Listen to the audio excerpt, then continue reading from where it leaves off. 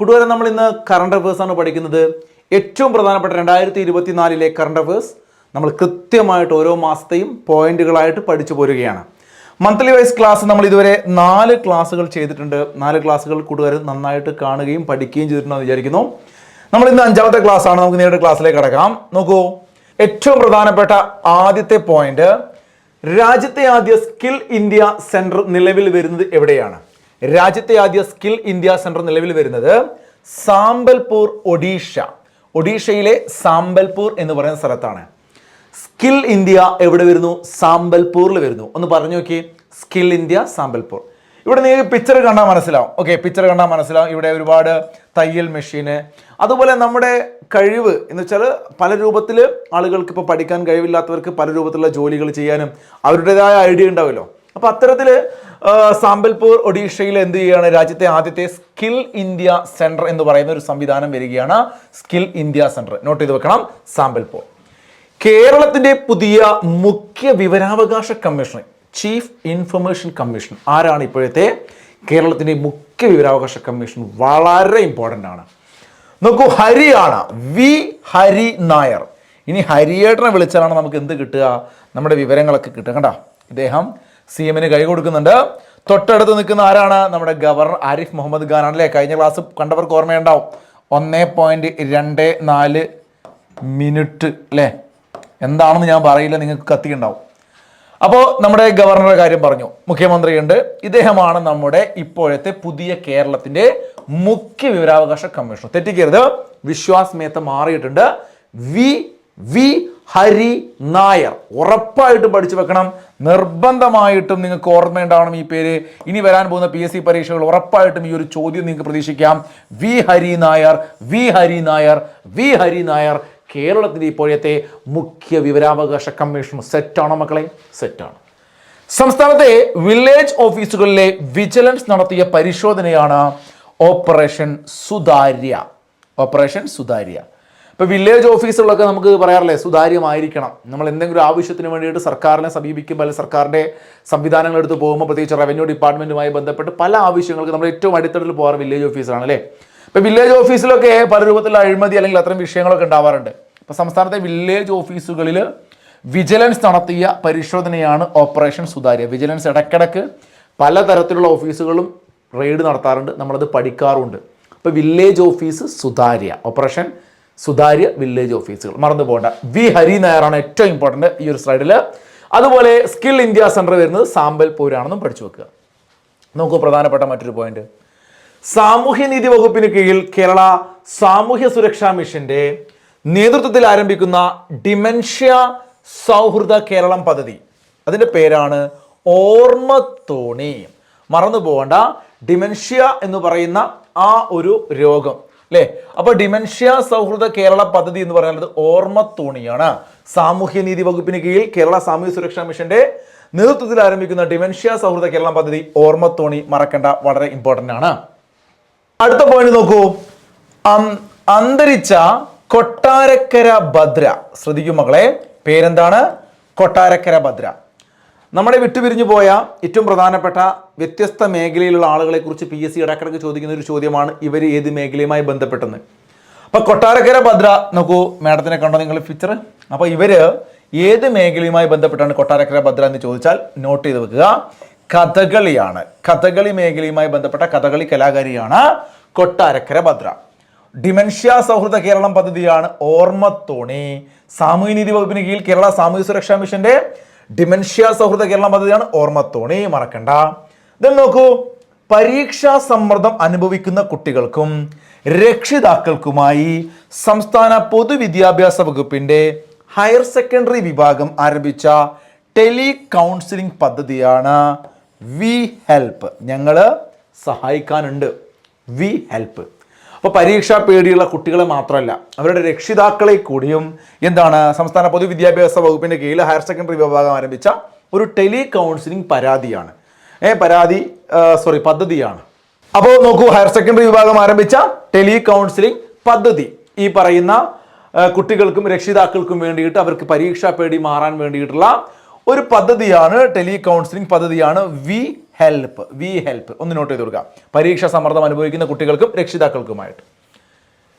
ചലച്ചിത്ര മേഖലയിലെ സമഗ്ര സംഭാവനയ്ക്ക് നടൻ ഉണ്ണികൃഷ്ണൻ നമ്പൂതിരിയുടെ ഓർമ്മയ്ക്കായി ഏർപ്പെടുത്തിയ പുരസ്കാരം ലഭിച്ചത് ആർക്കാണ്? ചലച്ചിത്ര മേഖലയിലെ സമഗ്ര സംഭാവനയ്ക്ക് നടൻ ഉണ്ണികൃഷ്ണൻ നമ്പൂതിരിയുടെ ഓർമ്മയ്ക്കായി ഏർപ്പെടുത്തിയ പുരസ്കാരം ലഭിച്ചത് നമ്മുടെ പ്രിയപ്പെട്ട നടൻ മധു സാറിനാണ്. മധുചേട്ടൻ എന്ത് കിട്ടുന്നു? ചലച്ചിത്ര മേഖലയിലെ സമഗ്ര സംഭാവനയ്ക്ക് നടൻ ഉണ്ണികൃഷ്ണൻ നമ്പൂതിരിയുടെ ഓർമ്മയ്ക്കായുള്ള പുരസ്കാരം ലഭിക്കുന്നു. 2024 ജനുവരിയിൽ ഏത് രാജ്യത്താണ് നായമാംസം നിരോധന ബില്ല് പാസ്സാക്കിയത്? അപ്പോൾ ഈ പറയുന്ന പട്ടിയെ അല്ലെങ്കിൽ നായയെ ഭക്ഷണത്തിൻ്റെ ഭാഗമാക്കുന്ന പല രാജ്യങ്ങളും നമ്മളെ ഇന്ത്യയിൽ തന്നെ പല സംസ്ഥാനങ്ങളും നിങ്ങൾക്ക് കാണാം. അപ്പോൾ അത്തരത്തിൽ 2024 ജനുവരിയിൽ ഏതൊരു രാജ്യത്ത് നായമാംസം നിരോധന ബില്ല് കൊണ്ടുവന്നു അല്ലേ? അത് ഏത് രാജ്യത്താണെന്ന് നോട്ട് ചെയ്ത് വയ്ക്കുക. ദക്ഷിണ കൊറിയയിലാണ്.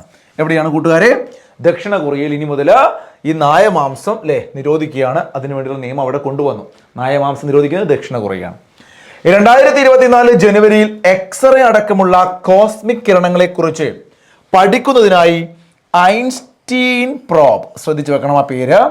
2024 ജനുവരിയിൽ എക്സ്റേ അടക്കമുള്ള കോസ്മിക് കിരണങ്ങളെ കുറിച്ച് പഠിക്കുന്നതിനായി ഐൻസ്റ്റീൻ പ്രോബ് എന്ന ഉപഗ്രഹം വിക്ഷേപിച്ച രാജ്യത്തിന്റെ പേരാണ് ചൈന. ഏതാണ് രാജ്യം? ചൈന. അപ്പൊ ചൈന വിക്ഷേപിച്ച എക്സ്റേ അടക്കമുള്ള കോസ്മിക് കിരണങ്ങളെ കുറിച്ച് പഠിക്കാൻ വേണ്ടി വിക്ഷേപിച്ച ആ ഒരു മിഷൻ, ആ ഒരു ദൗത്യമാണ് ഐൻസ്റ്റീൻ പ്രോബ് എന്ന ഉപഗ്രഹം. ആ ഉപഗ്രഹം ചൈനയാണ് വിക്ഷേപിച്ചത്. അപ്പം മധുസാറിനെ മറക്കണ്ട. ഉണ്ണികൃഷ്ണൻ നമ്പൂതിരിയുടെ ഓർമ്മയ്ക്കായി മധുവിന് അവാർഡ് കിട്ടുന്നു. അതുപോലെ തന്നെ നായമാംസം നിരോധന ബില്ല് കൊണ്ടുവന്നത് ദക്ഷിണ കൊറിയയാണെന്ന് പഠിച്ചു വെക്കുക. ഐൻസ്റ്റീൻ പ്രോബ് എന്ന ഉപഗ്രഹം വിക്ഷേപിച്ച രാജ്യം ചൈനയാണെന്ന് പഠിച്ചു വെക്കുക. ഏറ്റവും പ്രധാനപ്പെട്ട ഒരു ടോപ്പിക്കിലേക്ക് നമ്മൾ കടക്കുകയാണ്. ആ ടോപ്പിക് ഇതാണ്, കേരള ബജറ്റ്. സാധാരണഗതിയിൽ PSC പരീക്ഷയിൽ സ്ഥിരമായിട്ട് കടന്നു വരുന്ന ചോദ്യമാണ് ബജറ്റുകൾ. 2024-25 ബജറ്റ് അവതരിപ്പിച്ച 2024 അപ്പോൾ ബജറ്റ് എന്ന് പറയുമ്പം ആ ബജറ്റിലെ ഏറ്റവും പ്രധാനപ്പെട്ട ചില സവിശേഷതകൾ നമ്മളിവിടെ ഡിസ്കസ് ചെയ്യുകയാണ്. ബജറ്റ് 2024 അവതരിപ്പിച്ച നമ്മുടെ ഇപ്പോഴത്തെ കേരളത്തിലെ ധനകാര്യ വകുപ്പ് മന്ത്രിയാണ്. ധനകാര്യ വകുപ്പ് മന്ത്രിയുടെ പേര് KN ബാലഗോപാൽ എന്നാണ്. എല്ലാവർക്കും അറിയാം. കേരളം സൂര്യോദയ സമ്പദ്ഘടനയായി മാറുന്നു എന്ന് തുടങ്ങുന്ന ഒരു ബജറ്റായിരുന്നു. അപ്പോൾ എക്കണോമിക്സിൽ നമുക്ക് പഠിക്കാനുള്ള ചില ടേംസ് ഉണ്ട്. അപ്പോൾ ഈ പറയുന്ന സൂര്യോദയ സമ്പദ്ഘടന, അതല്ലെങ്കിൽ കേരളത്തിനകത്ത് ഇപ്പം പുതിയ പല രൂപത്തിലുള്ള IT മേഖലയാണെങ്കിലും അതുപോലെ തന്നെ ടൂറിസം മേഖലയാണെങ്കിലും നമ്മൾ പല ചില വ്യത്യസ്തമായ പ്രൊഡക്ഷൻ മേഖലയൊക്കെ ആരംഭിച്ചിട്ടുണ്ട്. അപ്പോൾ ഭാവിയിൽ കേരളത്തിന് ഒരുപാട് സാധ്യതകളുണ്ട്. കേരളത്തിൻ്റെ സാമ്പത്തിക ഘടന, സാമ്പത്തിക സ്ഥിതി ഈ രൂപത്തിലാണെന്നൊക്കെ പറഞ്ഞുകൊണ്ടുള്ള ഒരുപാട് ആശയങ്ങൾ പങ്കുവെക്കുന്ന ഒരു ബജറ്റായിരുന്നു. അതുകൊണ്ട് കേരളം സൂര്യോദയ സമ്പദ്ഘടനയായിട്ട് മാറുന്നു എന്നുള്ള കാര്യങ്ങൾ ആ ബജറ്റിനകത്ത് സൂചിപ്പിക്കുന്നുണ്ട്. ബാലഗോപാലിന്റെ ബജറ്റിനെ കുറിച്ചാണ് പറയുന്നത്. ഈ ബജറ്റിന്റെ ഏറ്റവും പ്രധാനപ്പെട്ട ഒരു ഹൈലൈറ്റ്, ഇന്ത്യയിൽ ആദ്യമായിട്ട് പരിസ്ഥിതി ബജറ്റ് അവതരിപ്പിക്കുന്നത് ഈ ബജറ്റിന്റെ കൂടെ കേരളമാണ്. ഇപ്പൊ കേരളത്തിൽ നിങ്ങൾക്കറിയാം പരിസ്ഥിതി ഇഷ്യൂസ് ഒരുപാടുണ്ട്. ഇപ്പോൾ തന്നെ നമ്മൾ കേരളയിൽ ഉൾപ്പെടെയുള്ള കേരളത്തിന്റെ വികസന പദ്ധതികൾ മുന്നോട്ട് വെക്കുന്ന സമയത്ത് അവിടെ പരിസ്ഥിതി ഒരു ഇഷ്യൂ ആണ്.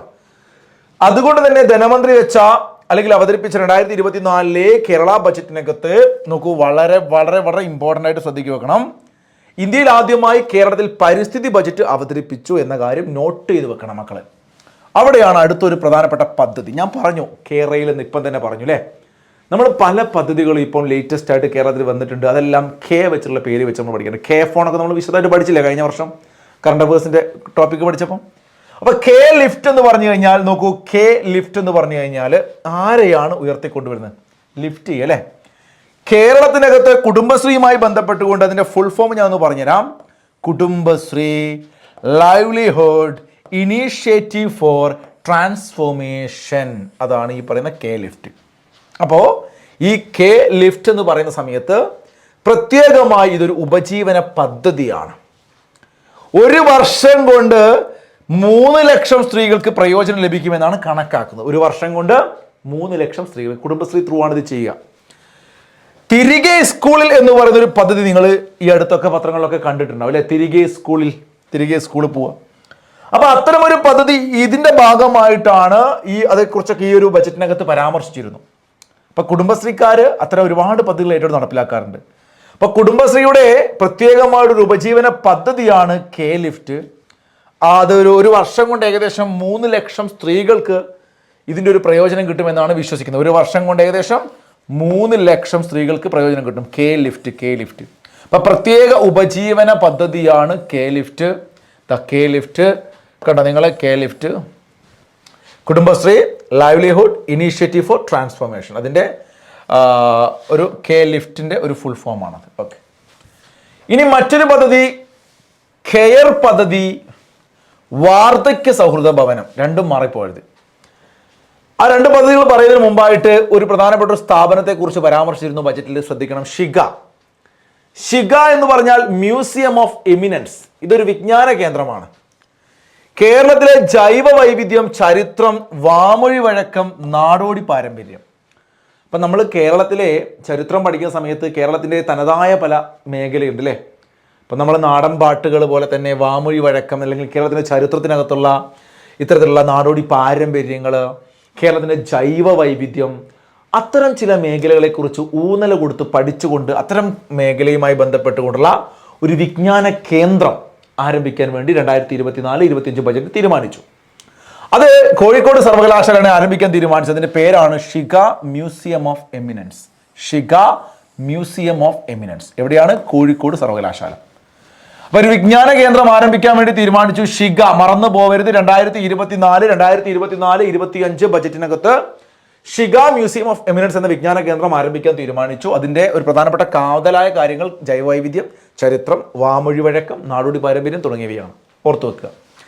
മറ്റ് ഞാൻ പറഞ്ഞു 2 പദ്ധതികൾ കൂടി പറഞ്ഞു. അതാണ് ഒന്ന് കെ ലിഫ്റ്റ്. നിങ്ങൾ പറഞ്ഞല്ലോ, കുടുംബശ്രീയുമായി ബന്ധപ്പെട്ടൊരു ഉപജീവന പദ്ധതിയാണ് കെ ലിഫ്റ്റ്. കെയർ പദ്ധതി എന്ന് പറഞ്ഞാൽ കെയർ കൊടുക്കേണ്ട ആർക്കാണ്? മറ്റേ കെ ലിഫ്റ്റ് ആണ് ഉയർത്തി കൊടുത്തത്. കെയർ കൊടുക്കണം. കെയർ ആർക്ക് കൊടുക്കേണ്ടത്? അപൂർവ രോഗങ്ങൾക്കുള്ള പരിചരണത്തിനായുള്ള കേരള സർക്കാരിൻ്റെ പദ്ധതിയാണ്. കെയർ കൊടുക്കണം അല്ലേ. അപൂർവ രോഗങ്ങൾ വന്ന ആളുകൾക്ക് നല്ലൊരു കെയർ കൊടുക്കണം എന്ന് പറയാറില്ലേ. അപ്പം കൂട്ടുകാർ ആലോചിച്ചേ, അപൂർവ രോഗങ്ങളിലുള്ളവർക്ക് പരിചരണത്തിനുള്ള കേരള സർക്കാരിൻ്റെ പദ്ധതിയാണ് കെയർ പദ്ധതി. അങ്ങനെയാണെങ്കിൽ വാർദ്ധക്യ സൗഹൃദ ഭവനം എന്താ മക്കളെ? വാർദ്ധക്യ സൗഹൃദ ഭവനം മുതിർന്ന പൗരന്മാരുടെ മാനസിക ശാരീരിക സൗഖ്യം ഉറപ്പാക്കി ചെലവ് കുറഞ്ഞ വിശ്രമ കേന്ദ്രങ്ങൾ ഒരുക്കുന്ന പദ്ധതിയാണ് വാർദ്ധക്യ സൗഹൃദ ഭവനം. ശ്രദ്ധിച്ചു വെക്കണം, കൃത്യമായിട്ട് പഠിച്ചു. മുതിർന്ന പൗരന്മാരുടെ മാനസിക ശാരീരിക സൗഖ്യം ഉറപ്പാക്കി ചിലവ് കുറഞ്ഞ വിശ്രമ കേന്ദ്രങ്ങൾ ഒരുക്കുന്ന പദ്ധതിയാണ് വാർദ്ധക്യ സൗഹൃദ ഭവനം. അപ്പോൾ മുതിർന്ന പൗരന്മാരുടെ മാനസിക ശാരീരിക സൗഖ്യം ഉറപ്പാക്കി ചെലവ് കുറഞ്ഞ വിശ്രമ കേന്ദ്രങ്ങൾ ഒരുക്കുന്ന പദ്ധതിയാണ് വാർദ്ധക്യ സൗഹൃദ ഭവനം. അതുപോലെ കെയറും മറന്നു പോകണ്ട. മറ്റൊരു പ്രധാനപ്പെട്ട പദ്ധതി, ഈ വർഷത്തെ പദ്ധതികളെ കുറിച്ച് പഠിക്കുന്ന സമയത്ത് ഉറപ്പായിട്ടും ചോദിക്കാൻ സാധ്യതയുള്ള ചില പദ്ധതികളുണ്ട്. അതിൽപ്പെട്ട ഒന്നാണ് മാർഗദീപം. കേന്ദ്ര സർക്കാർ പ്രീ മെട്രിക് സ്കോളർഷിപ്പ് ന്യൂനപക്ഷ വിദ്യാർത്ഥികൾക്ക് നൽകിക്കൊണ്ടിരുന്ന സ്കോളർഷിപ്പ് നിർത്തലാക്കി. അപ്പോൾ അതിനുശേഷം നമ്മുടെ സർക്കാർ ബജറ്റ് അവതരിപ്പിച്ച സമയത്ത് കെ എൻ ബാലഗോപാൽ മുന്നോട്ട് വെച്ച പ്രധാനപ്പെട്ട അതിനകത്തുള്ളൊരു ആകർഷണീയമായ ഒരു പദ്ധതിയായിരുന്നു മാർഗദീപം. ഏകദേശം 20 കോടിയോളം രൂപ ഇതിനു വേണ്ടി മാറ്റിവെച്ചിട്ടുണ്ട്. പ്രീ മെട്രിക് സ്കോളർഷിപ്പ് പദ്ധതിയാണ് മാർഗദീപം. നോക്കൂ, 8ാം ക്ലാസ് വരെയുള്ള കുട്ടികൾക്ക്, പ്രത്യേകിച്ച് ന്യൂനപക്ഷ വിദ്യാർത്ഥികൾക്ക് എന്ന് നോട്ട് ചെയ്ത് വെക്കണം, 8ാമത് ക്ലാസ് വരെയുള്ള ന്യൂനപക്ഷ വിദ്യാർത്ഥികൾക്കുള്ള പ്രീ മെട്രിക് സ്കോളർഷിപ്പ് പദ്ധതി 2024 ബജറ്റിൽ കൊണ്ടുവന്നു. അതിന്റെ പേരാണ് മാർഗദീപം. അവർക്കൊരു മാർഗം, ഒരു ദീപമായിട്ടല്ലേ, ആ മാർഗത്തിനകത്ത് ഒരു ദീപം അല്ലെ, അവരുടെ വഴിയിലേക്ക് അവർ പഠിക്കുന്ന ആ ഒരു മാർഗത്തിൽ ഒരു ദീപമായിട്ട് ആരുണ്ട്? സർക്കാർ കൂടെയെന്ന് പറയുന്നത് മാർഗദീപം. അപ്പോൾ 8ാം ക്ലാസ് വരെയുള്ള ന്യൂനപക്ഷ വിദ്യാർത്ഥികൾക്കുള്ള പ്രീ മെട്രിക് സ്കോളർഷിപ്പ് പദ്ധതിയാണ് മാർഗദീപം. മറന്നു പോകില്ലല്ലോ, മറന്നു പോവുക. വാർദ്ധക്യ സൗഹൃദ ഭവനം അല്ലെ, വാർദ്ധക്യ സൗഹൃദ ഭവനം, മുതിർന്ന പൗരന്മാരുമായി ബന്ധപ്പെട്ട് അവർക്കുള്ള ഒരു വിശ്രമ കേന്ദ്രം. കെയർ പദ്ധതി, അപൂർവ രോഗങ്ങളുമായി ബന്ധപ്പെട്ട് കെയർ പദ്ധതി. ഷിഗ മ്യൂസിയം, അതുപോലെ തന്നെ കെ ലിഫ്റ്റ്. ഇപ്പം മാർഗദീപം പറഞ്ഞു.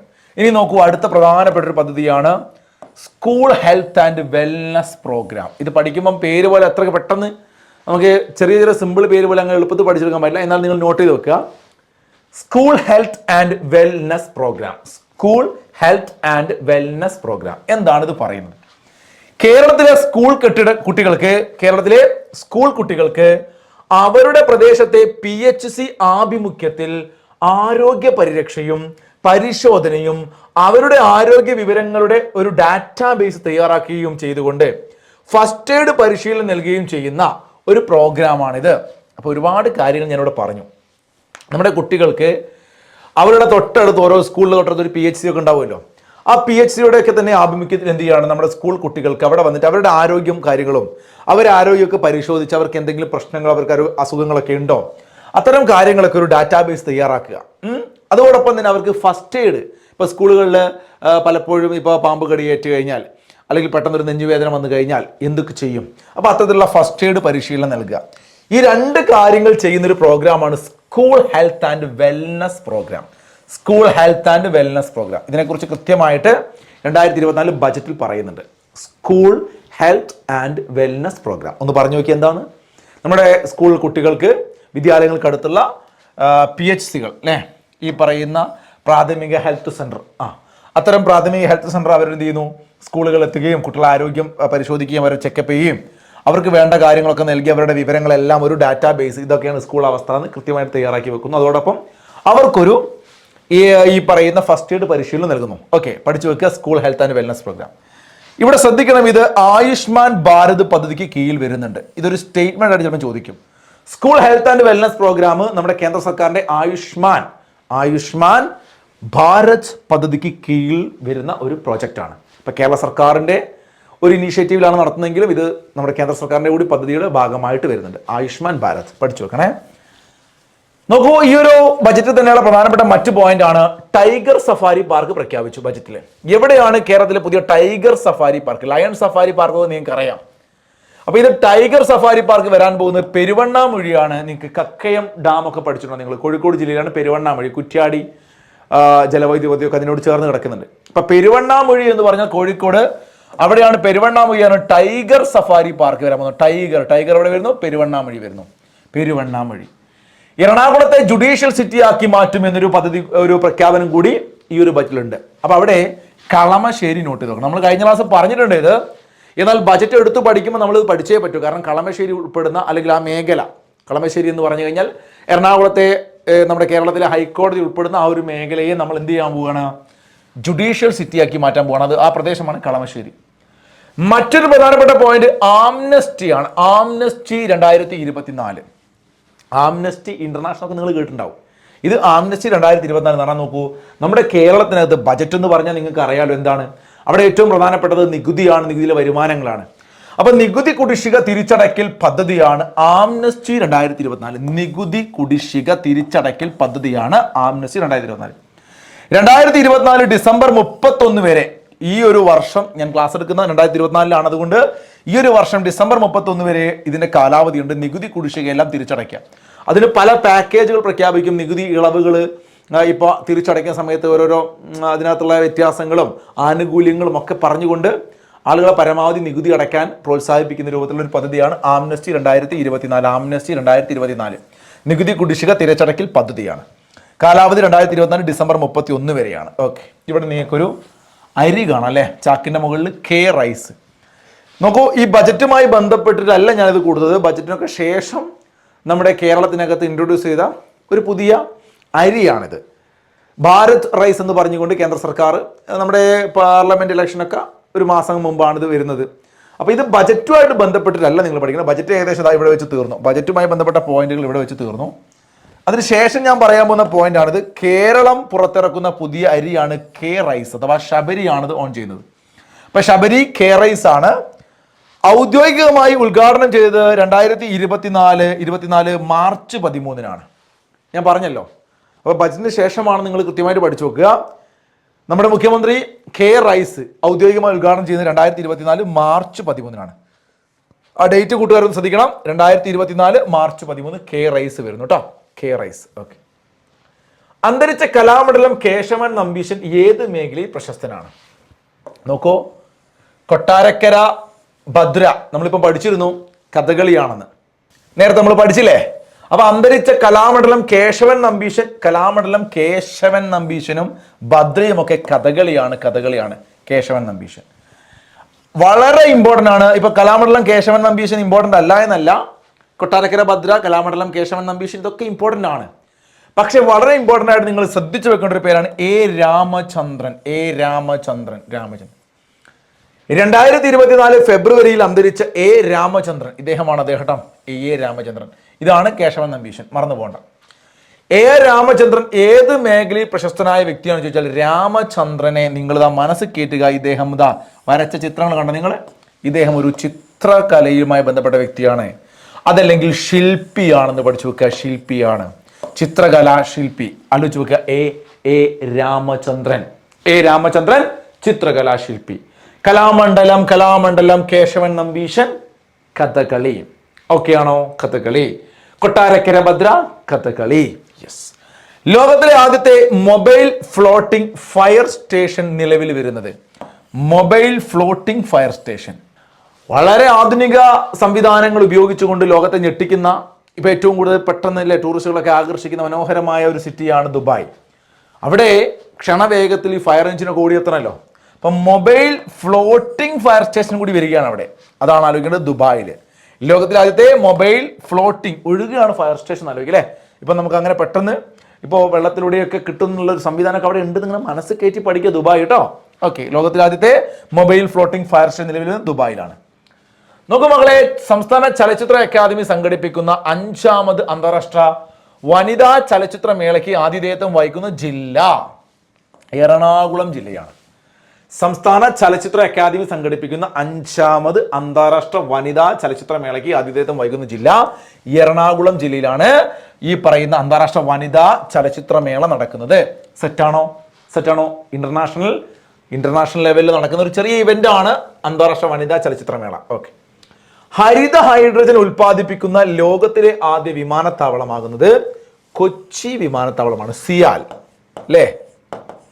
അപ്പോ കൊച്ചി ഇന്റർനാഷണൽ എയർപോർട്ട് ലിമിറ്റഡ് അഥവാ സിയാല് ഹരിത ഹൈഡ്രജൻ ഉൽപ്പാദിപ്പിക്കുന്ന ലോകത്തിലെ ആദ്യ വിമാനത്താവളമാകുകയാണ്. അടുത്തൊരു പോയിന്റ്, നൃത്തരംഗത്തെ പ്രധാനപ്പെട്ട പോയിന്റ് കേട്ടോ, ശ്രദ്ധിച്ചു വെക്കണം. ഞാൻ സ്റ്റാർ ഇട്ട് വെക്കാം. വളരെ വളരെ വളരെ ഇമ്പോർട്ടൻറ്റ്. നൃത്തരംഗത്തെ സമഗ്ര സംഭാവനയ്ക്കുള്ള നിശാഗന്ധി ഏതാ മക്കളെ? നിശാഗന്ധി പുരസ്കാരത്തിന് അർഹയായ പ്രശസ്തയായ ഭരതനാട്യ നർത്തകി. അവരുടെ ഒരു ഫോട്ടോ ഒക്കെ ഞാനിവിടെ കൊടുത്തിട്ടുണ്ട്. ഇവരാണ് മേഡം. പേര് ചിത്ര വിശ്വേശ്വരൻ. അപ്പോൾ നിശാഗന്ധി പുരസ്കാരം കിട്ടിയത് ചിത്ര വിശ്വേശ്വരനാണെന്ന് പഠിച്ചു വെക്കുക മക്കളെ. വളരെ ഇമ്പോർട്ടൻ്റ് ആണ് ഈ ഒരു പുരസ്കാരം, നിശാഗന്ധി പുരസ്കാരം. കഴിഞ്ഞ ക്ലാസ്സിൽ നമ്മൾ സ്വാതി സംഗീത പുരസ്കാരമൊക്കെ പഠിച്ചിരുന്നു അല്ലേ? അപ്പോൾ PR കുമാര കേരള വർമ്മയെ നമ്മൾ പഠിച്ചിരുന്നു. PR കുമാര കേരള വർമ്മ സ്വാതി സംഗീത പുരസ്കാരമൊക്കെ പഠിച്ചിരുന്നു. അതുപോലെ ചോദിക്കാറുണ്ട് നിശാഗന്ധി പുരസ്കാരവും. കേരള സർക്കാർ നൽകുന്ന പ്രധാനപ്പെട്ട പുരസ്കാരങ്ങളിൽ പെട്ടൊന്നാണ് നൃത്തരംഗത്തെ സമഗ്ര സംഭാവനയ്ക്കുള്ള നിശാഗന്ധി പുരസ്കാരം. ആ നിശാഗന്ധി പുരസ്കാരം ഭരതനാട്യം നർത്തകിയായ ചിത്ര വിശ്വേശ്വരന് കിട്ടി. ആർക്കാണ് കിട്ടുന്നത്? ചിത്ര വിശ്വേശ്വരൻ. ഓർത്തു വെക്കണം, വളരെ ഇമ്പോർട്ടൻ്റ് ആണ്. അന്താരാഷ്ട്ര നീതിന്യായ കോടതിയുടെ പുതിയ പ്രസിഡന്റ് ആരാണ്? നോക്കൂ, ഇന്റർനാഷണൽ ലെവലിലുള്ള ഏറ്റവും പ്രധാനപ്പെട്ട ഒരു സംഘടന അല്ലെങ്കിൽ അതിൻ്റെ ഒരു തലപ്പത്തിരിക്കുന്ന ആളാണ് നമ്മൾ ഇപ്പോഴത്തെ ഈ പറയുന്ന ഇന്റർനാഷണൽ നീതിന്യായ കോർട്ട്. ആ കോർട്ടിൻ്റെ പുതിയ പ്രസിഡന്റ് എന്നാ പറയട്ടോ. അവിടെ ജഡ്ജി എന്നുള്ളൊരു പേര് ഉപയോഗിക്കാറില്ല, അതുകൊണ്ടാണ് പ്രസിഡന്റ് എന്ന് പറയുന്നത്. അപ്പോൾ അന്താരാഷ്ട്ര നീതിന്യായ കോടതിയുടെ പുതിയ പ്രസിഡന്റ് തലവൻ എന്ന് പറഞ്ഞു കഴിഞ്ഞാൽ നവാഫ് സലാം ആണ്. നവാഫ് സലാം. ഇദ്ദേഹം ലെബനൻ സ്വദേശിയാണ്, അല്ലെങ്കിൽ ഇദ്ദേഹത്തിന്റെ രാജ്യം ലെബനനാണ്. നവാഫ് നോക്കണേ, നവാസ് അല്ല, നവാഫ് സലാമാണ് അന്താരാഷ്ട്ര നീതിന്യായ കോടതിയുടെ പുതിയ പ്രസിഡന്റ്. ഇന്ത്യക്കും മാലിദ്വീപിനും ഇടയിൽ ലക്ഷദ്വീപിലെ മിനിക്കോയിൽ നിലവിൽ വരുന്ന പുതിയ നാവികത്താവളമാണ് INS ജഡായു. നമ്മൾ ജഡായു എന്നൊരു പേര് കഴുകന്മാരെ സംരക്ഷിക്കാൻ വേണ്ടിയിട്ട് മുംബൈയിൽ ആരംഭിച്ചൊരു കാര്യം നമ്മൾ പഠിച്ചിരുന്നു കഴിഞ്ഞ ക്ലാസ്സിൽ അല്ലേ? നിങ്ങൾക്ക് ഓർമ്മയുണ്ടാവും. ജഡായു, നമ്മൾ ജഡായു പാറയൊക്കെ പറയുന്നു കഴുകന്മാരുടെ സംരക്ഷണവുമായി ബന്ധപ്പെട്ട്. കാരണം ഈ അടുത്ത കാലത്ത് നമുക്ക് അറിയുന്നതാണ്, നമ്മുടെ തൊട്ട അയൽരാജ്യമാണ് മാലിദ്വീപെങ്കിലും മാലിദ്വീപും നമുക്കിടയിൽ തമ്മിലുള്ള ആ ഒരു ബന്ധം ചെറിയ രൂപത്തിൽ വഷളായി വരുന്നത് കണ്ടു അല്ലേ? നേരിട്ട് ഒരു തുറന്ന പ്രശ്നത്തിലേക്ക് പോയില്ല എങ്കിലും അതിൻ്റെ ഒരു പടലപ്പിണക്കങ്ങളൊക്കെ ഉണ്ട്. അതിനുള്ള ഒരു കാരണം കൂടിയായിട്ട് നിങ്ങൾ മനസ്സിലാക്കുക. നമ്മൾ എന്ത് ചെയ്യുന്നു? നമ്മൾ ശക്തമായി നമ്മുടെ ഇന്ത്യയും മാലിദ്വീപിനും ഇടയിലുള്ള ലക്ഷദ്വീപിലെ മിനിക്കോയ് ദ്വീപിൽ നമ്മൾ നമ്മുടെ നാവികത്താവളം, ഒരു പുതിയ നാവികത്താവളം കൂടി സ്റ്റാർട്ട് ചെയ്തിട്ടുണ്ട്. അതിൻ്റെ പേര് INS ജഡായു ആണ്. ജഡായു ഇനി മറന്നു പോവുക. അപ്പം മാലിദ്വീപുകാരൊക്കെ അവിടെ കിടന്ന് കളിക്കാന്നല്ലാതെ ഇന്ത്യ ഒന്ന് വിചാരിച്ചു കഴിഞ്ഞാൽ മാലിദ്വീപിൻ്റെ ഒക്കെ കാര്യം എന്താ നമുക്കറിയാലോ. അപ്പം അതുകൊണ്ട് തന്നെ നല്ലൊരു രാജ്യം, ഒരു സൗഹൃദ ബന്ധമായിട്ട് മാലിദ്വീപും ഇന്ത്യയും മുന്നോട്ട് പോകാനാണ് ഇന്ത്യ ആഗ്രഹിക്കുന്നത്. പക്ഷെ പലപ്പോഴും പല വിദേശ ശക്തികളുടെ ഇടപെടൽ പോലെ സംഭവിക്കുന്നില്ല. അപ്പോൾ ജഡായു എന്നൊരു നേവൽ ബേസ് കൂടി നമ്മൾ കൊണ്ടുവരികയാണ്. എവിടെയാണ്? മിനിക്കോയ് ദ്വീപിൽ. ഇതാ പഠിച്ചു വെക്കണേ, INS ജഡായു. മറന്നു പോവാ, വളരെ ഇമ്പോർട്ടൻ്റ് ആണ്. ഇന്ത്യക്കും മാലദ്വീപിനിടയിൽ ലക്ഷദ്വീപിലെ മിനിക്കോയിൽ നിലവിൽ വരുന്ന പുതിയ നാവിക താവളമാണ് INS ജഡായു. ശ്രീനാരായണ ഗുരുവിന്റെ ജീവിതത്തെ ആസ്പദമാക്കി ഗുരുവിന്റെ കൃതികൾ, ഗുരുവുമായി ബന്ധപ്പെട്ട കൃതികൾ, ഗുരുവിന്റെ അല്ല ഗുരുവുമായി ബന്ധപ്പെട്ട കൃതികൾ എപ്പോഴും ചോദിക്കാറുണ്ട്. അപ്പൊ ശ്രീനാരായണ ഗുരുവിന്റെ ജീവിതത്തെ ആസ്പദമാക്കി ഡോക്ടർ ഓമന ഗംഗാധരൻ, മക്കളെ പേര് പഠിക്കണേ, ഡോക്ടർ ഓമന ഗംഗാധരൻ രചിച്ച കൃതിയാണ് ഗുരുവിന്റെ വഴിയിൽ. അപ്പൊ ഓമന ആരുടെ വഴിയിലാണ്? ഓമന ഗംഗാധരൻ ഗുരുവിന്റെ വഴിയിലാണ്. അപ്പൊ ശ്രീനാരായണ ഗുരുവിന്റെ ജീവിതത്തെ ആസ്പദമാക്കി ഗുരുവിന്റെ വഴിയിൽ എന്ന കൃതി രചിച്ചത് ഡോക്ടർ ഓമന ഗംഗാധരൻ. ഗുരുവിന്റെ വഴിയിൽ എന്ന കൃതി രചിച്ചത് ഡോക്ടർ ഓമന ഗംഗാധരൻ. മറന്നു പോകേണ്ട, ഒരു മാർക്ക് കിട്ടും, വളരെ ഇമ്പോർട്ടൻ്റ് ആണ്. ശ്രീനാരായണ ഗുരുവിന്റെ ജീവിതത്തെ ആസ്പദമാക്കിയിട്ട് ഗുരുവിന്റെ വഴിയിൽ എന്ന കൃതി രചിച്ചത് ഡോക്ടർ ഓമന ഗംഗാധരൻ. മത്സ്യഫെഡിന്റെ സംസ്ഥാനത്തെ ആദ്യ നൈലോൺ നൂൽ ഫാക്ടറി നിലവിൽ വരുന്നത് എവിടെയാണ്? നോക്കൂ, പുന്നപ്രയല്ല, പന്നപ്ര, വടക്ക് പറവൂർ. അപ്പൊ പറവൂരില് മത്സ്യഫെഡിന്റെ സംസ്ഥാനത്തെ ആദ്യത്തെ നൈലോൺ നൂൽ ഫാക്ടറി നിലവിൽ വരുന്നു.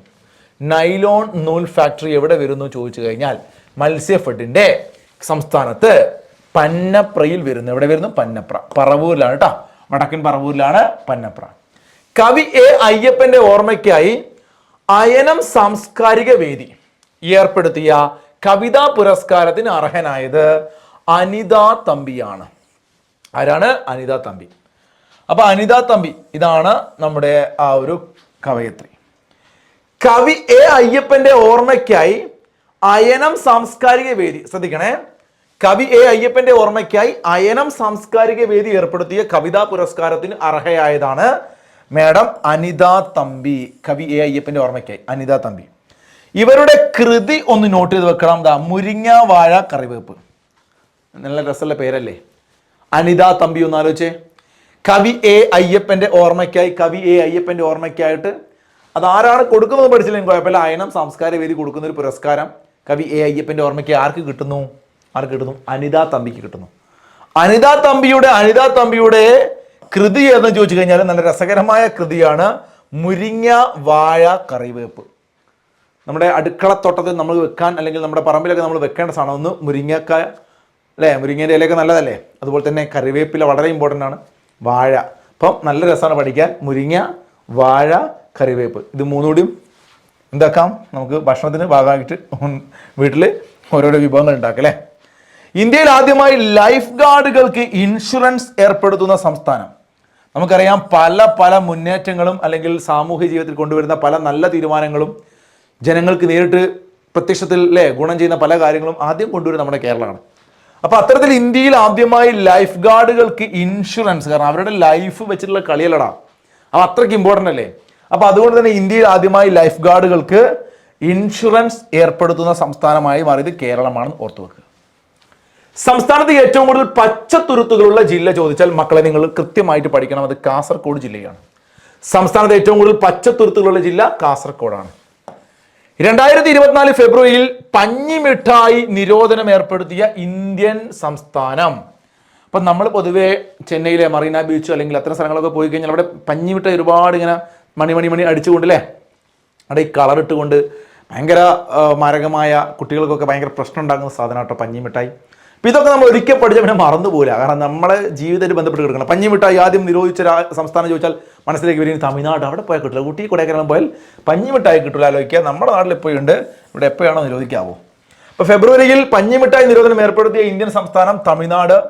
ഏറ്റവും കൂടുതൽ പച്ചത്തുരുത്തുള്ളത് ഇനി വയനാട്ട് ജില്ലയിലേക്കും ഇടുക്കി ജില്ലയിലേക്കും പോകണ്ട കേട്ടോ. പച്ചത്തുരുത്ത് എന്ന് കേൾക്കുമ്പോഴത്തേക്ക് ഏറ്റവും കൂടുതൽ പച്ചത്തുരുത്തുകളുള്ള ജില്ല. ഈ പച്ചത്തുരുത്ത് ഒരുപാട് വ്യത്യസ്തമായ ചോദ്യങ്ങൾ പഠിക്കാനുണ്ട്. നമുക്ക് സ്റ്റാറ്റിക് GK അല്ലെങ്കിൽ കേരള ജോഗ്രഫിയുടെ സാറുമാരത് എടുത്തൊരു നിങ്ങൾക്ക് കേട്ടോ.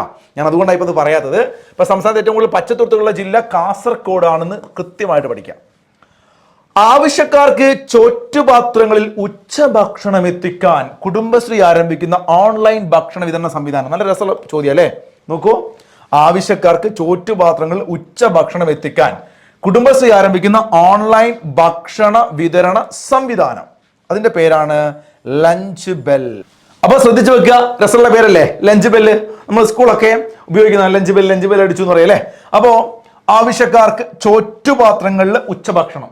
ഒരു വെറൈറ്റി അല്ലേ? ചോറ്റുപാത്രങ്ങളിൽ ഉച്ചഭക്ഷണം എത്തിക്കാൻ കുടുംബശ്രീ ആരംഭിക്കുന്ന ഓൺലൈൻ ഭക്ഷണ വിതരണ സംവിധാനമാണ് ഏത് മക്കളെ? Lunch bell. ആദിവാസി സമൂഹത്തിൽ നിന്ന് സിവിൽ ജഡ്ജിയാകുന്ന ആദ്യ വനിതയാണ് ശ്രീപതി. നമ്മള് ശ്രീധന്യയെ കുറിച്ചൊക്കെ പഠിച്ചിരുന്നു അല്ലേ? അപ്പൊ നോക്കൂ, ആദിവാസി സമൂഹത്തിൽ നിന്ന് സിവിൽ ജഡ്ജിയാകുന്ന ആദ്യ വനിതയാണ് ശ്രീപതി എന്ന് പറഞ്ഞല്ലോ. അപ്പൊ ശ്രീപതി എന്നുള്ള പേര് നമ്മുടെ ആദിവാസി സമൂഹം അല്ലെങ്കിൽ ഈ പറയുന്ന ഗോത്ര വിഭാഗത്തിൽ നിന്ന് നമ്മുടെ നാട്ടിൽ നമ്മൾ ഒരുപാട് അല്ലേ സന്തോഷപൂർവ്വം ഒരു ആളുടെ പേര് ഓർമ്മിക്കുക വെക്കാറുണ്ട് മനസ്സിലല്ലേ? ശ്രീധന്യ IAS നിങ്ങൾ ഓർമ്മയില്ലേ? വയനാട് എന്താ പറയുക പ്രദേശത്തു നിന്നും നമുക്കൊരു സിവിൽ സർവൻ്റായി കിട്ടുകയും നമ്മുടെ നാട്ടിലിപ്പം നല്ല രൂപത്തിൽ സേവനം അനുഷ്ഠിക്കുകയും ചെയ്യുന്ന ശ്രീധന്യൊക്കെ ഉണ്ട് അല്ലേ? അപ്പൊ അതുപോലെ ശ്രീ എന്നുള്ള പേര് ആലോചിക്കുമ്പോൾ ആദിവാസി സമൂഹത്തിൽ നിന്ന് സിവിൽ ജഡ്ജി ആകുന്ന വ്യക്തിയാണ് ശ്രീപതി എന്നുള്ള കാര്യം ഓർത്തു വെക്കുക. നോക്കൂ, ജഡ്ജിനെ കുറിച്ച് പറഞ്ഞുകൊണ്ട് ഏറ്റവും പ്രധാനപ്പെട്ട ചോദ്യം ജസ്റ്റിസ് ഫാത്തിമ ബീവി അല്ലേ? സുപ്രീം കോടതിയുടെ ചരിത്രത്തിൽ ആദ്യമായിട്ട് സുപ്രീം കോടതി ജഡ്ജിയാകുന്ന വനിത ആരെന്ന് ചോദിച്ചാൽ ഒരൊറ്റ ഉത്തരവേ ഉള്ളൂ. PSCക്ക് ഇഷ്ടപ്പെട്ട ചോദ്യമാണ്. നമ്മുടെ സ്വന്തം ഫാത്തിമ ബീവിയാണ് അല്ലേ? അപ്പൊ ജസ്റ്റിസ് ഫാത്തിമ ബീവിയുടെ ഓർമ്മയ്ക്കായി ഏത് ജില്ലാ കോടതിയുടെ കീഴിലാണ് ലൈബ്രറി കോർണർ സ്ഥാപിക്കുന്നത് ചോദിച്ചാൽ മക്കളെ പഠിച്ചോളുക, പത്തനംതിട്ടയാണ്. പത്തനംതിട്ട പഠിക്കുക. ഒരു മാർക്ക് ചോദിക്കട്ടാ. അപ്പൊ എന്താണ്? ജില്ലാ കോടതിയുടെ കീഴിൽ ഈ പറയുന്ന ഒരു ലൈബ്രറി കോർണർ സ്ഥാപിക്കുകയാണ്. ജസ്റ്റിസ് ഫാത്തിമ ബീവിയുടെ ഓർമ്മയ്ക്കായി ജില്ലാ കോടതിയുടെ കീഴിൽ ലൈബ്രറി കോർണർ സ്ഥാപിക്കുന്നത് പത്തനംതിട്ട ജില്ലാ കോടതിയിലാണെന്ന് പഠിച്ചു വെക്കുക. കാസർഗോഡ് കേന്ദ്ര സർവകലാശാലയുടെ പുതിയ ആസ്ഥാന മന്ദിരം ആരുടെ പേരിലാണ് നാമകരണം ചെയ്തിട്ടുള്ളത് ചോദിച്ചു കഴിഞ്ഞാൽ കേന്ദ്ര സർവകലാശാലയാണ്, കാസർഗോഡ് ജില്ലയിലാണ്. അതിന്റെ പുതിയ ആസ്ഥാന മന്ദിരത്തിന്റെ പേരിട്ടിരിക്കുന്നത് നമ്മുടെ ഭരണഘടനയുടെ ശില്പി ഡോക്ടർ BR അംബേദ്കറുടെ പേരിലാണ്. കാസർഗോഡ് കേന്ദ്ര സർവകലാശാലയുടെ പുതിയ ആസ്ഥാന മന്ദിരം ആരുടെ പേരിലാണെന്ന് പഠിച്ചു വെക്കുക, ഉറപ്പായിട്ടും മനസ്സിൽ കയറ്റുക. അത് നമ്മുടെ BR അംബേദ്കറാണ്. അപ്പൊ ജസ്റ്റിസ് ഫാത്തിമ ബീവിയുടെ ഓർമ്മയ്ക്കായിട്ട് ഒരു ജില്ലാ കോടതിയിൽ ഒരു ലൈബ്രറി കോർണർ വരുന്നു. അത് പത്തനംതിട്ട ജില്ലാ കോടതിയാണ്. ആദിവാസി സമൂഹത്തിൽ നിന്ന് സിവിൽ ജഡ്ജിയാകുന്ന ആദ്യ വനിതയാണിത്, ഈ കാണുന്ന ശ്രീപതി. നോക്കൂ, 2024 ഫെബ്രുവരിയിൽ ഇന്ത്യൻ റബ്ബർ മീറ്റിന് വേദിയാകുന്നത് ഗുവാഹത്തിയാണ്. 2024 ഫെബ്രുവരിയിൽ ഇന്ത്യൻ റബ്ബർ മീറ്റിന് വേദിയാകുന്ന റബ്ബർ എവിടെയാണ്? കോട്ടയൊന്നുമല്ല, ഗുവാഹത്തിയാണ്. അടുത്തിടെ ഗവേഷകർ പൊന്മുടിയിൽ നിന്നും കണ്ടെത്തിയ പുതിയ ഇനം തുമ്പിയാണ് പാറമുത്തൻ മുളവാലൻ അല്ലെ? എന്താ പേര്? എന്ത് പേരാണ് തുമ്പിക്ക്? പാറമുത്തൻ മുളവാലൻ തുമ്പിയെ കണ്ടുക്കോ, പാറമുത്തൻ മുളവാലൻ തുമ്പിയെ കണ്ടുക്കോ. നിങ്ങൾക്ക് ക്യാമറക്ക് മുമ്പിൽ നിന്ന് ഇങ്ങനെ ക്ലാസ് എടുക്കുമ്പോൾ എനിക്ക് ബോറടിക്കും. അപ്പൊ ഞാൻ പാട്ടൊക്കെ പാടും കേട്ടോ. അപ്പൊ നോക്കൂ, അടുത്തിടെ ഗവേഷകർ പൊന്മുടിയിൽ നിന്നും പൊന്മുടി അല്ലെ അവിടുന്ന് കണ്ടെത്തിയ എന്താണ്? പാറമുത്തൻ മുളവാലൻ തുമ്പിയെ കണ്ടുക്കോ. ഓക്കെ, അടുത്ത ക്വസ്റ്റ്യൻ. ഇപ്പൊ ഗുവാഹത്തി മറക്കേണ്ട, റബ്ബർ മീറ്റിന് വേദിയാവുന്നത് ഗുവാഹത്തി. ടെസ്റ്റ് ക്രിക്കറ്റിൽ റൺസിന്റെ അടിസ്ഥാനത്തിലുള്ള ഇന്ത്യയുടെ ഏറ്റവും വലിയ ജയം ഏത് രാജ്യത്തിനെതിരെയാണെന്ന് ചോദിച്ചു കഴിഞ്ഞാൽ അത് ഇംഗ്ലണ്ടിനെതിരെയാണ്. ഏകദേശം 434 റൺസാണ് ഇന്ത്യയുടെ ആ റൺസ്. അതുകൂടി ഇന്ന് നോട്ട് ചെയ്തു. റൺസ് അത്രയ്ക്ക് ഇമ്പോർട്ടന്റ് ഇംഗ്ലണ്ട് എന്ന രാജ്യമാണ്. അപ്പൊ ടെസ്റ്റ് ക്രിക്കറ്റിൽ റൺസിന്റെ അടിസ്ഥാനത്തിൽ ശ്രദ്ധിക്കണം മക്കളെ, ജയിക്കാറുണ്ട് നമ്മള്. അപ്പൊ ടെസ്റ്റ് ക്രിക്കറ്റിൽ റൺസിന്റെ അടിസ്ഥാനത്തിലുള്ള ഇന്ത്യയുടെ ഏറ്റവും വലിയ ജയം, ഓക്കെ, ഏകദിന ക്രിക്കറ്റ് അല്ല, ടെസ്റ്റ് ക്രിക്കറ്റിൽ റൺസിന്റെ അടിസ്ഥാനത്തിൽ ഇന്ത്യ ജയിക്കാറുണ്ട്. അതിൽ ഏറ്റവും വലിയ ജയം നേടിയത് ഇംഗ്ലണ്ടിനെതിരാണ്. അപ്പൊ റീസെന്റ് ആ ഒരു സംഭവം ഉള്ളതുകൊണ്ട് ഇംഗ്ലണ്ട് എന്ന രാജ്യം പഠിച്ചു വെക്കുക. അന്താരാഷ്ട്ര സൗരോർജ്ജ സഖ്യത്തിൽ ISA നമ്മൾ അതിനെ വിളിക്കട്ടോ. ഈ IS അല്ല, ഇത് ISA. അതിന്റെ പേര് നമുക്ക് ഇന്റർനാഷണൽ സോളാർ അലയൻസ് എന്ന് വിളിക്കാം അല്ലെ? International solar alliance. ആ ISAയുടെ 2023 ഉച്ചകോടി നടന്നത് എവിടെ ചോദിച്ചാല് നമ്മുടെ ഇന്ത്യയിലാണ്. അപ്പൊ മക്കളത് ശ്രദ്ധിച്ചു വെക്കണം. ISAയുടെ 2023 ഉച്ചകോടി നടന്നത് ഇന്ത്യയിലാണ്. അപ്പൊ അന്താരാഷ്ട്ര സൗരോർജ്ജ സഖ്യമാണ് ISA, അന്താരാഷ്ട്ര സൗരോർജ്ജ സഖ്യം. ഓക്കെ, ആ ISAയിൽ പുതുതായിട്ട് ഒരുപാട് രാജ്യങ്ങൾ കടന്നു വരാറുണ്ട്. അപ്പൊ 119ാമത് രാജ്യം, ഞാൻ ക്ലാസ് എടുക്കുമ്പോൾ ഉള്ള സമയത്തെ കാര്യമാണ്. നിങ്ങൾ എക്സാം ഒക്കെ എഴുതുമ്പോൾ ഒന്ന് ചെക്ക് ചെയ്യണം. 120 121 രാജ്യം വന്നിട്ടുണ്ടാവും. അപ്പൊ അതുകൂടി ഒന്ന് അപ്ഡേറ്റ് ചെയ്ത് പഠിക്കണം. അന്താരാഷ്ട്ര സൗരോർജ്ജ സഖ്യം അഥവാ ISAയിൽ ചേരുന്ന 119ാമത് രാജ്യത്തിന്റെ പേര് മാൾട്ടയാണ്. ഇപ്പൊ നമ്മുടെ നാട്ടിൽ പല ആളുകളും പോകുന്ന അല്ലേ ഒരു രാജ്യമാണ് മാൾട്ട. മുമ്പൊക്കെ കാനഡ അല്ലെങ്കിൽ ബ്രിട്ടൻ അങ്ങോട്ടൊക്കെ മാത്രമേ പോകുമായിരുന്നു. ഇപ്പം പല യൂറോപ്യൻ കൺട്രിയിലേക്കും പോകാറുണ്ട്. അത്തരത്തിൽ മാൾട്ടയിലേക്ക് ഒരുപാട് പേര് പോകുന്നുണ്ട്. അപ്പം മാൾട്ട അന്താരാഷ്ട്ര സൗരോർജ്ജ സഖ്യത്തിൽ ISA എന്ന് പറയുന്ന ആ സംഘടനയിൽ ചേരുന്ന 119ാമത് രാജ്യമാണ്. ISAയുടെ ഇന്റർനാഷണൽ സോളാർ അലയൻസിന്റെ 2023 സബ്മിറ്റ് നടന്നത് ഇന്ത്യയിലാണ്, ന്യൂഡൽഹിയിലാണ്. അന്തരിച്ച വാഴേങ്കട വിജയൻ, എന്ത് നല്ല പേരുകളല്ലേ. നോക്കൂ, കൊട്ടാരക്കര ഭദ്ര പഠിച്ചു നമ്മൾ. അതുപോലെ മറ്റൊരു പേരാണ് വാഴേങ്കട വിജയൻ. വെറൈറ്റി പേരുകളാ. വാഴേങ്കട വിജയൻ. നേരത്തെ നമ്മൾ കറിവേപ്പും വായയും ഒക്കെ പഠിച്ച ഓർമ്മയുണ്ട്. അത് വേറെയാണ്. മുരിങ്ങയും കറിവേപ്പും വായയും കേട്ടോ. ഓക്കെ, അത് കൃതി. ഇത് വാഴേങ്കട വിജയൻ, പിണറായി വിജയൻ അല്ല, വാഴേങ്കട വിജയൻ. ഏത് മേഖലയുമായി ബന്ധപ്പെട്ട് ചോദിച്ചാൽ വാഴേങ്കട, അതിങ്ങനെ റിപ്പീറ്റ് ചെയ്ത് നമുക്ക് ഓർമ്മയുണ്ടോ കേട്ടോ. വാഴേങ്കട വിജയൻ കഥകളി. വാഴേങ്കട വിജയൻ കഥകളി സെറ്റാണ്.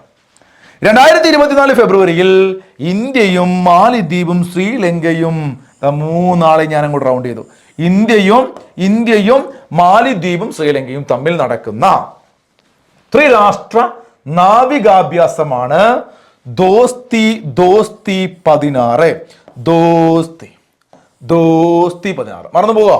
ദോസ്തി ഹേ ദോസ്തി എന്ന് പാടുമ്പം ആലോചിക്കുക, ഇന്ത്യയും മാലിദ്വീപും ശ്രീലങ്കയും. അപ്പൊ മാലിദ്വീപിനെ നമ്മൾ നേരത്തെ ഒരു INS ജഡായു ഒക്കെ പറഞ്ഞു നിങ്ങളെ മനസ്സിൽ കയറ്റി. എന്താണ്, നമ്മുടെ മിനിക്കോയ് ദ്വീപില് നമ്മളൊരു നേവൽ ബേസ് തുറക്കുന്നു അല്ലേ, ഒരു നാവിക താവളം. നമ്മൾ INS ജഡായു ആരംഭിച്ച കഥയൊക്കെ പറഞ്ഞു. അപ്പൊ മാലിദ്വീപുമായുള്ള വിഷയവും പറഞ്ഞു. പക്ഷേ അങ്ങനെയൊക്കെ ആണെങ്കിൽ നമ്മുടെ അയൽരാജ്യം നമ്മൾ നല്ല ടേംസ് ആൻഡ് കണ്ടീഷൻ തന്നെയാണ് അല്ലേ, പ്രത്യക്ഷത്തിൽ. അപ്പൊ ഫെബ്രുവരിയിൽ ഇന്ത്യയും മാലിദ്വീപും ശ്രീലങ്കയും തമ്മിൽ നടക്കുന്ന ഒരു ത്രിരാഷ്ട്ര നാവിക അഭ്യാസത്തിന്റെ പേരാണ് ദോസ്തി 16. ഓക്കെ, മറന്നു പോകണ്ടേ, പേരുകൾ ശ്രദ്ധിക്കണം. ഓപ്പറേഷൻ ദോസ്ത്. തുർക്കിയിൽ ഭൂകമ്പം ഉണ്ടായ സമയത്ത് നമ്മുടെ ഇന്ത്യക്കാര് അല്ലേ അവിടെ സഹായമായിട്ട് ചെന്നു. അപ്പൊ തുർക്കി ഭൂകമ്പവുമായി ബന്ധപ്പെട്ട് നമ്മൾ ഓപ്പറേഷൻ ദോസ്ത് പഠിക്കേണ്ട ഈ പേരുകളൊക്കെ ശ്രദ്ധിക്കണം. ഇത് ദോസ്തി 16 മറന്നുപോലെ നാവികാഭ്യാസ പ്രകടനമാണ്. സെറ്റ്. ഡിജിറ്റൽ സാക്ഷരതാ പദ്ധതിയുടെ ഭാഗമായി സംസ്ഥാനത്തെ മുഴുവൻ കുടുംബശ്രീ അയൽക്കൂട്ടങ്ങളുടെയും പ്രത്യേക യോഗമാണ് ഡിജി കൂട്ടം. അയൽക്കൂട്ടത്തിന് പകരം ഡിജിറ്റൽ അല്ലേ, ഡിജിറ്റൽ എല്ലാ കാര്യങ്ങളും അങ്ങനെയാണ്. അപ്പം ഡിജിറ്റൽ സാക്ഷരതാ പദ്ധതിയുടെ ഭാഗമായി സംസ്ഥാനത്തെ മുഴുവൻ കുടുംബശ്രീ അയൽക്കൂട്ടങ്ങളുടെ പ്രത്യേക യോഗത്തെ നമ്മൾ എന്ത് വിളിക്കും? നമ്മൾ ഇനി അയൽക്കൂട്ടം നല്ല വിളിക്കുക, ഡിജി കൂട്ടം എന്ന് വിളിക്കും. ഡിജി കൂട്ടം മറന്നു പോവണ്ട. 77ാമത് ബാഫ്ത അവാർഡിൽ മികച്ച ചിത്രമായി തിരഞ്ഞെടുക്കപ്പെട്ടത് ഓപ്പൺഹൈമർ ആണ്. നമുക്ക് ഓസ്കാർ അതല്ലെങ്കിൽ മറ്റുള്ള പ്രധാനപ്പെട്ട ഗോൾഡൻ ഗ്ലോബ്, ബാഫ്ത, ഈ പുരസ്കാരങ്ങളൊക്കെ സെപ്പറേറ്റ് ആയിട്ട് ഒരു ക്ലാസ് പഠിക്കും. ഓക്കെ, അപ്പോൾ പറയാൻ പോകുന്ന കുറച്ച് കാര്യങ്ങൾ ആ സമയത്ത് വിശദമായിട്ട് ഞാൻ പറയുന്നതുകൊണ്ട് ഞാൻ അവിടെ സ്കിപ്പ് ചെയ്യാണ്. 77ാമത് ബാഫ്ത അവാർഡിൽ മികച്ച ചിത്രം ഏതെന്ന് ചോദിച്ചാൽ നിങ്ങൾ ഒറ്റ ഉത്തരം എഴുതുക. അത് ആരാണ്? ഓപ്പൺഹൈമർ ആണ്. ഓപ്പൺഹൈമർ കേട്ടോ. അപ്പൊ 77ാമത് ബാഫ്ത അവാർഡിൽ മികച്ച ചിത്രം ഓപ്പൺഹൈമർ. നോക്കൂ, ഏറ്റവും പ്രധാനപ്പെട്ട ഒരു ചോദ്യമാണിത്. കേരളത്തിലെ ആദ്യ സമ്പൂർണ്ണ ഡിജിറ്റൽ സാക്ഷരതാ നിയോജക മണ്ഡലം. അപ്പോൾ ഞാൻ നിങ്ങളോട് കഴിഞ്ഞ ക്ലാസ്സുകളിലൊക്കെ പറഞ്ഞിരുന്നു, ഈ ഡിജിറ്റൽ ഈ സാധനങ്ങൾ പഠിക്കുമ്പോൾ നിങ്ങൾ കൃത്യമായിട്ട് പഠിക്കണം എന്നല്ലേ. നഗരസഭ എന്നൊക്കെ പറഞ്ഞ കൊട്ടാരക്കരയൊക്കെ നമ്മൾ പഠിച്ചിരുന്നു. അതുപോലെ പഞ്ചായത്ത് പുല്ലമ്പാറ പഠിച്ചിരുന്നു. ഇവിടെ നോക്കൂ, എന്താണ് സമ്പൂർണ്ണ ഡിജിറ്റൽ സാക്ഷരതാ നിയോജക മണ്ഡലമാണ്. അപ്പോൾ കേരളത്തിലെ ആദ്യത്തെ സമ്പൂർണ്ണ ഡിജിറ്റൽ സാക്ഷരതാ നിയോജക മണ്ഡലം കേരളത്തിലെ ആദ്യത്തെ സമ്പൂർണ്ണ ഡിജിറ്റൽ സാക്ഷരതാ നിയോജക മണ്ഡലം തളിപ്പറമ്പാണ്, കണ്ണൂരിലുള്ള. എവിടെയാണ്? തളിപ്പറമ്പ്, കണ്ണൂർ. പഠിച്ചു വെക്കുക, തളിപ്പറമ്പ് കണ്ണൂർ. എവിടെയാണ്? തളിപ്പറമ്പ്, കണ്ണൂർ. അപ്പോൾ ഈ ചോദ്യം വളരെ വളരെ ഇമ്പോർട്ടൻ്റ് ആണ്. കേരളത്തിലെ ആദ്യത്തെ സമ്പൂർണ്ണ ഡിജിറ്റൽ സാക്ഷരതാ നിയോജക മണ്ഡലം തളിപ്പറമ്പ്, കണ്ണൂർ. അപ്പൊ ഡിജി കൂട്ടം മറക്കണ്ട, ഓപ്പൺഹൈമർ എന്ന സിനിമ മറക്കണ്ട. അപ്പോൾ നമ്മുടെ ഏറ്റവും പ്രധാനപ്പെട്ട പോയിന്റുകളാണ് കേട്ടോ എല്ലാം പഠിക്കുന്നതുകൊണ്ട് നിങ്ങൾ ഒന്നും ഒഴിവാക്കരുത്. അപ്പൊ ഇത്രയും നേരം പഠിച്ച പോയിന്റുകൾ നമുക്ക് പരീക്ഷ ഹാളിൽ നിന്ന് കിട്ടുമെന്ന് അറിയണമല്ലോ. അപ്പോൾ കുറച്ച് ചോദ്യങ്ങൾ ഞാൻ തരാം, നിങ്ങളൊന്ന് ചെയ്തു നോക്കുക, കിട്ടുന്നുണ്ടോ നോക്കുക മനസ്സിൽ തന്നെ. അപ്പോൾ വീഡിയോ ഒന്ന് പോസ്റ്റ് ചെയ്തത് സ്റ്റേറ്റ്മെന്റ് വരുമ്പോൾ. ജസ്റ്റിസ് ഫാത്തിമ ബീവിയുടെ ഓർമ്മയ്ക്കായി ഏത് ജില്ലാ കോടതിയുടെ കീഴിലാണ് ലൈബ്രറി കോർണർ സ്ഥാപിക്കുന്നത്? ഫാത്തിമ ബീവി അല്ലേ, ഓർമ്മയല്ലേ നമ്മളെ ഫാത്തിമ ബീവിയെ? ഫാത്തിമ ബീവി ഓർമ്മയില്ലേ? ഈ ചോദ്യം ഓർമ്മ ഉണ്ടാവണം. പത്തനംതിട്ട ജില്ലാ കോടതിയാണ് അല്ലേ. അന്തരിച്ച കൊട്ടാരക്കര ഭദ്ര ഏത് മേഖലയുമായി ബന്ധപ്പെട്ട? ഇപ്പൊ തന്നെ ഞാൻ 5 വർഷം പറഞ്ഞു അവരെ കുറിച്ച് അല്ലേ. വിജയേട്ടൻ ഓർമ്മയുണ്ടോ? വാഴയങ്കട വിജയൻ. ഇത് കൊട്ടാരക്കര ഭദ്ര എന്താണ്? കഥകളിയാണ് അല്ലേ. കേരള ബജറ്റ് 2024-25 ബന്ധപ്പെട്ട ശരിയായ പ്രസ്താവന തിരഞ്ഞെടുക്കുക. നോക്കൂ, അപൂർവ രോഗങ്ങൾക്കുള്ള പരിചരണത്തിനായുള്ള കേരള സർക്കാരിന്റെ പദ്ധതിയാണ് കെയർ. അവർക്കൊരു കെയർ കൊടുക്കണം. അപൂർവ രോഗം പറഞ്ഞ ശരിയല്ലേ? ശരിയായ പ്രസ്താവന തിരഞ്ഞെടുക്കുക എന്നാ പറഞ്ഞല്ലേ. ഇവിടെ തെറ്റായ പ്രസ്താവന എന്ന് ചോദ്യം ഒന്ന് മാറ്റണേ. തെറ്റായ പ്രസ്താവന എന്നാക്കണം. ചോദ്യം ടൈപ്പിംഗ് പിശകാണേ, അതുകൊണ്ട് തെറ്റായ പ്രസ്താവന. അപ്പോൾ ഇത് ശരിയാണ്. പ്രീ മെട്രിക് സ്കോളർഷിപ്പ് പദ്ധതിയാണ് മാർഗദീപം ആണേ, ശരിയാണ്. മുതിർന്ന പൗരന്മാരുടെ മാനസിക ശാരീരിക സൗഖ്യം ഉറപ്പാക്കി ചെലവ് കുറഞ്ഞ വിശ്രമ കേന്ദ്രങ്ങൾ ഒരുക്കുന്ന പദ്ധതിയാണ് പകൽ വീട്. അങ്ങനെ സംഭവം നമ്മൾ പഠിച്ചില്ല, തെറ്റാണ്. ഇന്ത്യയിൽ ആദ്യമായി കേരളത്തിൽ പരിസ്ഥിതി ബജറ്റ് അവതരിപ്പിച്ചു, അതും ശരിയാണ്. അപ്പൊ ഇവിടെ തെറ്റായ പ്രസ്താവനയാണ് തിരഞ്ഞെടുക്കേണ്ടത്. ക്വസ്റ്റ്യനിൽ മാറിപ്പോയതാണ്, അത് ഓപ്ഷൻ സി ആണ് കേട്ടോ. ഓക്കെ. കേരളത്തിന്റെ പുതിയ മുഖ്യ വിവരാവകാശ കമ്മീഷൻ എല്ലാവർക്കും അറിയാം, വളരെ ഇമ്പോർട്ടന്റ് ക്വസ്റ്റ്യൻ. ആരാണ്? വി ഹരി നായർ. വി ഹരി നായർ കേരളത്തിലെ മനുഷ്യാവകാശ കമ്മീഷന്റെ അധ്യക്ഷനാണ്. എസ് മണികുമാർ അറിയാലോ? അതെ. സംസ്ഥാനത്ത് ഏറ്റവും കൂടുതൽ പച്ചത്തുരുത്തുകളുള്ള ജില്ല. സംസ്ഥാനത്ത് ഏറ്റവും കൂടുതൽ പച്ചത്തുരുത്തുകളുള്ള ജില്ല നിങ്ങൾ പഠിച്ചു കഴിഞ്ഞിട്ടുണ്ട് ഇപ്പം തന്നെ. അത് കാസർഗോഡ് ജില്ലയാണ്. എവിടെയാണ് മക്കളെ? കാസർഗോഡ് ജില്ലയാണ്. അപ്പോൾ ഇത്രയും ചോദ്യങ്ങളും ഇതുപോലെ നമ്മൾ പഠിച്ച പോയിന്റുകളും നന്നായിട്ട് റിവിഷൻ ചെയ്യണം, നിർബന്ധമാണ്. നമുക്ക് മുഴുവൻ മാർക്കും കറണ്ട് അഫയേഴ്സ് കിട്ടണമെങ്കിൽ നിങ്ങൾ എഴുതിയെടുക്കണം, പ്രോപ്പറായിട്ട് റിവിഷൻ ചെയ്യണം. ടോപ്പിക് ക്ലാസ്സുകളൊക്കെ വയ്യേ വരും, എന്തായാലും നിങ്ങൾക്ക് കിട്ടും. അപ്പോൾ നന്നായിട്ട് പഠിക്കുക. നമുക്ക് അടുത്ത ക്ലാസ്സിൽ കാണാം. അതുവരെ എല്ലാവർക്കും നല്ലത് വരട്ടെ. Good bye. Thank you.